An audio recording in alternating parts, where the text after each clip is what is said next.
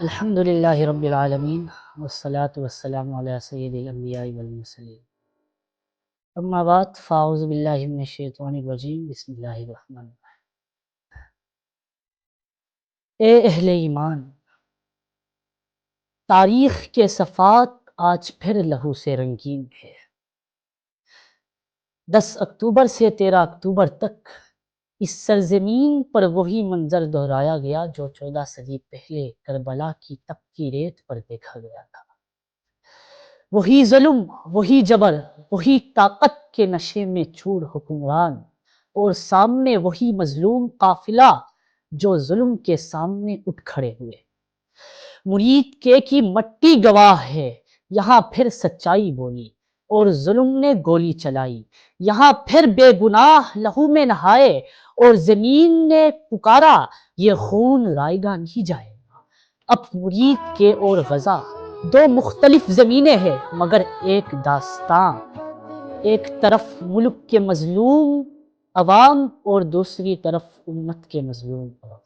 اے پاکستان کے حکمرانوں، تم نے اپنے ملک میں ظلم کیا اور فلسطین کے مظلوم مسلمانوں کے لیے تم خاموش رہے۔ کیا یہ وہی پاکستان ہے جو اسلام کے نام پر بنا تھا؟ پھر کیوں اسلام کے دشمنوں کے آگے تمہاری زبانیں بند ہیں؟ کیوں مظلوموں کی مدد کے بجائے تم انہی ظالموں سے ہاتھ ملا رہے ہو جو فلسطین کے ماؤں کے آنچل چھین رہے ہیں؟ یاد کرو اس مرد مجاہد، اس نڈر اور بے باک لیڈر کو، خادم حسین رضوی، جو ہر ظالم کے سامنے سیسا پلائی دیوار بن کر کھڑے ہو جاتے تھے۔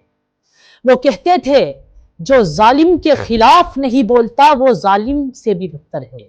وہ ہر محفل میں للکار کر کہتے تھے فلسطین کے بچوں کا خون ہم سے سوال کرے گا۔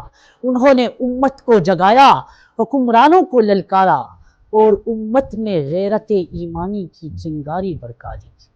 اور آج ان کے بعد ان کے فرزند سعد حسین رضوی اسی عزم و ہمت کے ساتھ اس قافلے کے سالار بن کر ابھرے۔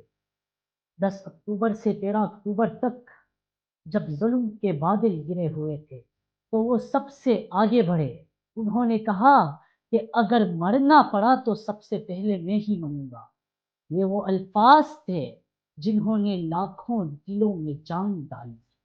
آج مرید کے شہداء کے خون کے ساتھ فلسطین کے شہداء کا خون مل چکا ہے۔ یہ دو لہریں اب ایک طوفان بن جائیں گے، یہ وقت کے یزیدوں کو مٹا دیں گے۔ یزید کبھی جیت نہیں سکتا، چاہے وہ اسلام آباد میں ہو یا دمشق میں، کیونکہ حق ہمیشہ حسین کا۔